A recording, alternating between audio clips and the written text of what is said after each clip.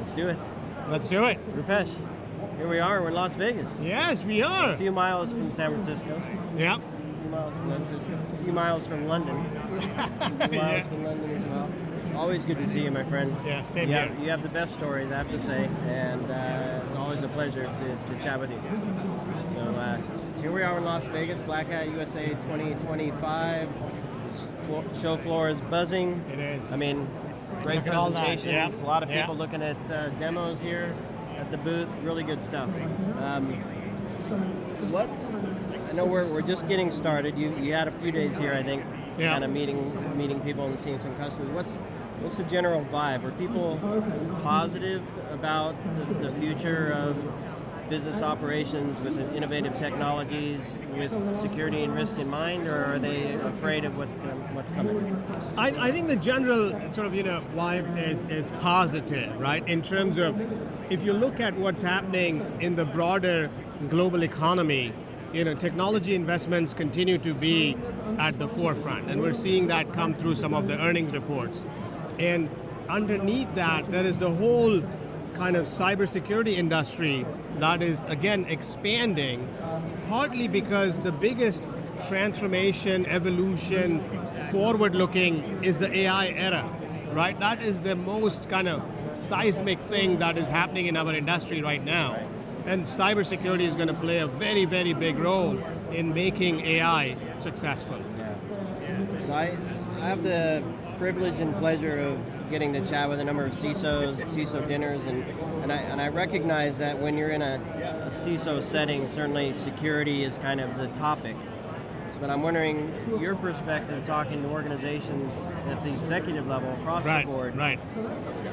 I still get a sense that security is attached or riding alongside a lot of the innovations, as opposed to we're going to secure or deploy innovations that happen to be secure. It's a very fine line nuance there, but do you find that organizations are really thinking about risk as they're building, or are they building and securing kind of separate?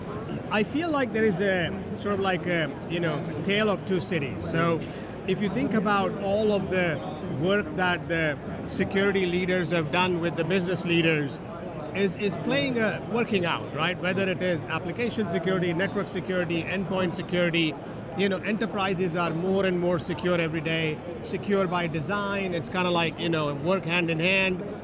So that is happening. But when you think about the AI era that we are entering in, I don't feel that collaboration between, the mission to drive AI-related use cases that are secure, that are kind of powering the innovation. I think that's not happening. And part of it is... A lot of skunk work still on AI. Proof of concepts that end up being real. Right. Proof of concept, people are launching. I was just talking with 4 or 5 customers, enterprise customers. Earlier today we had a roundtable, and a lot of them were like, hey, we got teams that have been chartered and deployed by our CEO, by our board. They have been given funding, and they've been asked to go sort of, build out the use cases that will benefit the business. Right. So those teams are off and running, and they have the budgets, and the security teams are now being kind of like brought into some of those conversations, but not, hand in hand yet. Yeah. And I think from a budget perspective, I feel like the budgets that are being provided to go do AI are far greater, and a lot of CISOs you talk to are like, hey, my budgets are more kind of flat. So I'm end up gonna shift. They're not getting the wave of budget that the AI is getting even. So the pace of AI and the budget's very significant. You look at even the job market, just the amount of open positions, etc. You don't see the same for AI security, as an example. So there's a little bit of catching up that I think we need to do. All right, so now when we did our pre-event chat, we talked about a number of things. We looked at scraper bots, we looked at certainly APIs and services continue to be a thing, prompt injection, output manipulation, and all of those things somewhat technical in nature, right? Yeah. We're not talking about business operations. Those things are perhaps interfering with them. One of the other things we kind of touched on a little bit was that business operation aspect. So how do CISOs then perhaps leverage the insights you have working with so many customers, AI and other innovations that say, here are the levers you can pull. These are the scenarios we're seeing at customers that made that run in AI. Yeah. And now they're experiencing the exposure, they're experiencing the risk, hopefully not the breaches. Right, yeah. So what levers can CISOs pull from a business perspective so that they can get the funds to tackle the things from a technical perspective? Yeah. I think that's a great question. And the way I would answer that is, let's take a couple of these scenarios, right? Okay. So we've talked about just the amount of AI bot activity, 150 billion kind of like AI bots on the network we see every day. With a B. Yeah, with a B, right? And what they're doing is that they're going to every single digital property, every single enterprise, scraping the information, bringing it back into the models, training, learning, building it out, etc. And then they are sort of like responding or answering to the end users. Mm-hmm. So many times the businesses are not even getting the referrals or the leads that have to come from the search engines.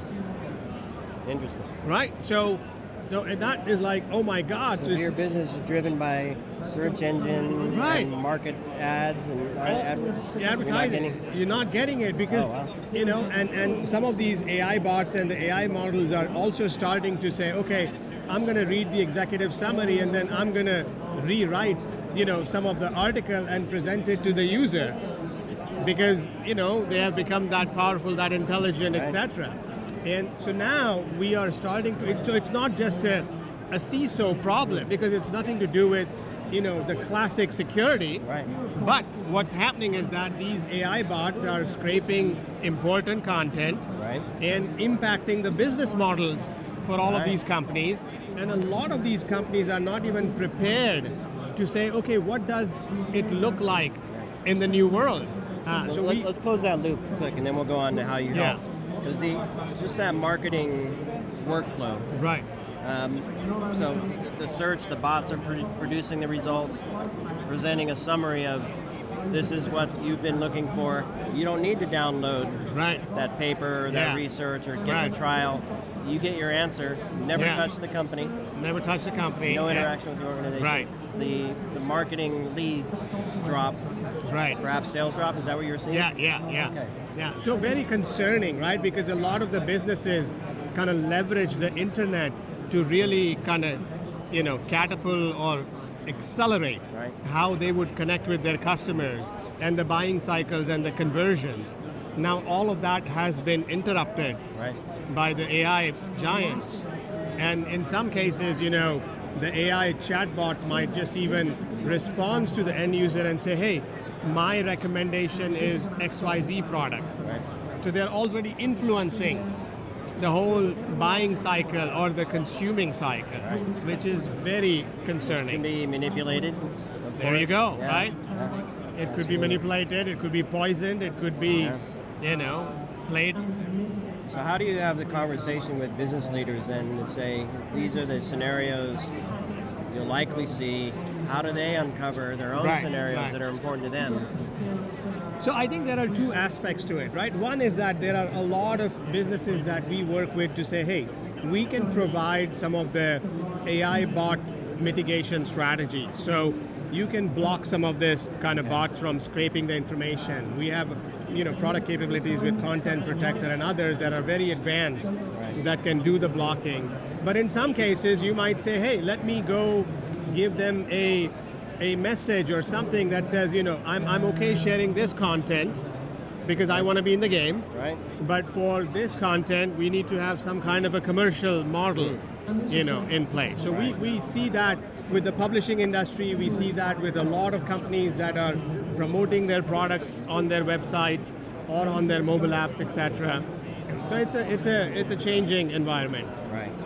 Now, do these bots? Are they operating in an independent fashion, or are they also acting as a legitimate user, and meaning logging in, gaining access, and things like that? I think both, right? There are genuine search bots that want to kind of search the internet, some of the AI bots that are a little bit more aggressive, so they might, kind of find other ways to not even announce themselves. And we have seen Claude do that. We have seen other big companies do that to scrape the content. And it's I think it's very challenging, because of the fluidity and how the pace at which it is moving. These bots can also open accounts, and we are just at the tip of the agentic workflows. So if you think about the whole idea of an agentic workflow, is going to be that you are trusting an AI agent to open an account, to fulfill a requirement, to book a reservation, to share your credit card information, right? So all of these things kind of going through the entire connected economy is what the future is, and security has to play a very big role. So traditional layers of protection and monitoring and alerting probably doesn't fly in this world, right? So how do you help organizations kind of get a sense of putting in, what are the policies? Because there's some things you can do from a policy perspective, as you were describing, but then there are controls and the monitoring and response.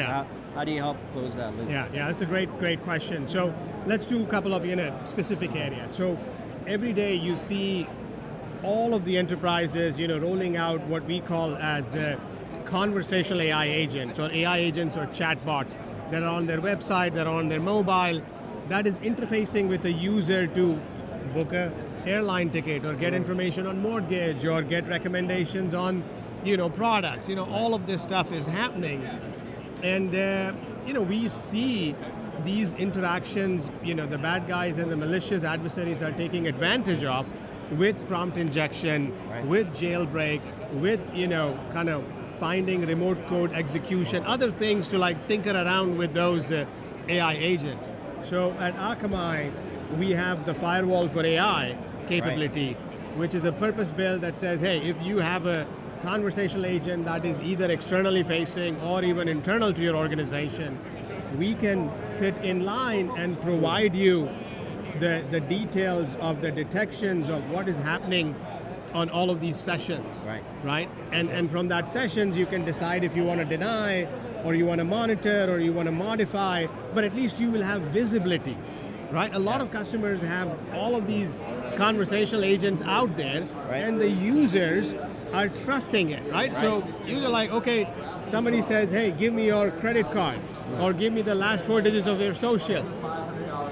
The user is like, hey, I'm comfortable doing that on the phone, and this chatbot is from the same company. I'm comfortable doing it because I trust the brand. So the whole, the trust of the brand is also very, very important. And you want to build the trust with the user, but keep the bad guys out. Right.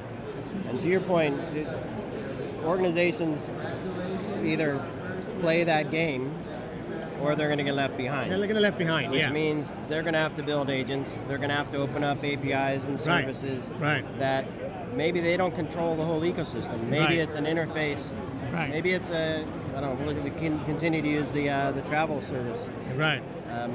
Maybe there's a general search through an agent or a model that says, here are the agencies to consider. Here's a summary of what each one can provide. And then links to those agencies. And then those agencies have relationships, perhaps, or not, with organizations for airfare and hotels. And here's, what's your 5-day itinerary? How do you get there? Do you need travel? Do you need a rental car? And each one is an agent connecting back to a company. Absolutely.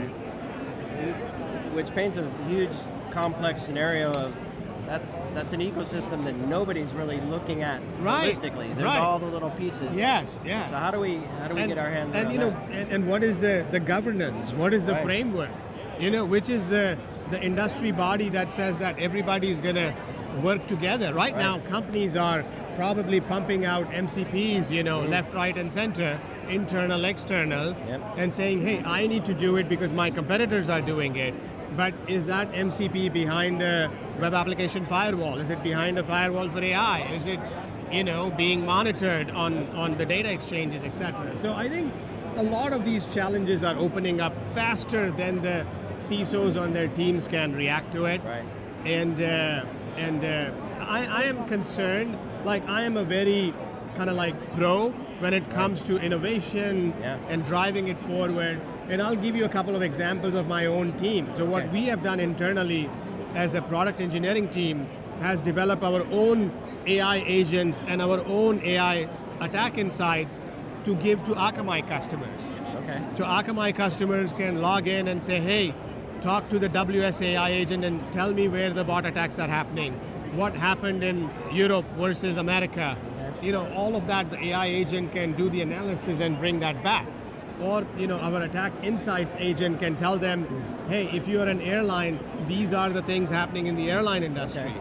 So a lot of powerful ways of changing the user experience, the customer experience. Right. But all of that has to be done with security at the center of it. Yeah. And so that, I mean, that's interesting. So you have that data. Yes. And I know you, and it's a traditional thing in this industry to produce reports that demonstrate what's happening, what are the trends, what the future might look like. Right. You've exposed that data through agents and models now. Right, yeah. In a very controlled, but depending on your customer's situation. Yep. Question from the board, question from the executive leadership team, they can go in and just hit the news. What are we exposed to based on what you're seeing? Yes, absolutely, Very cool. absolutely. So we do that on a per customer basis. So we put all the security boundaries and provide that. But then, you know, we also show some of the spinning globe capabilities, which is global in nature, which then talks about how Akamai's platform is seeing everything on a global basis. So where are we seeing all the, you know, web application attacks? Where are we seeing the API attacks? Where are we seeing the bot attacks? And we have the ability to kind of zoom in, zoom out, you know, etc. on a global level. So very powerful threat intelligence, very powerful visualization, and then, you know, behind the authenticated layer, we have very customer-centric capabilities. I want to see it. Yes. Exciting, cool. Exciting times. Yes. Well, I want to thank you. You joined us on a webinar prior to this event, and you shared a lot of insights on what we might hear and see this week. And you also presented a forward-looking view of where things might be headed. I'm going to invite people to listen to that because there's a lot of great information. You have some great insights there. I want to use this last moment to maybe speak to the security leadership folks. How do they get? I feel we're in a place where security is forced to be the department of no or accept the risk. And I think there's a balance that can be had there. So how do security leaders have a conversation that says we want to be part of this, we don't want to stop you, but we want to help achieve the outcomes that you're getting. So my message to the security leadership is the following, right? If you think about every enterprise, every company, you know, before it was like every company is a data company, every company is a tech company, every company is a software company, every company is an AI company now, right? And we cannot afford security to be an afterthought.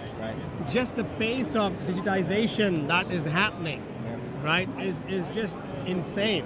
So we all need to come together as an industry, have the frameworks, have the governance, the risk, the knowledge sharing, but we need to push the boards that don't think of security as a line item on the budget. This is your brand, this is your future, this is your innovation engine, how fast can it go? So take all of that in mind. Perfect.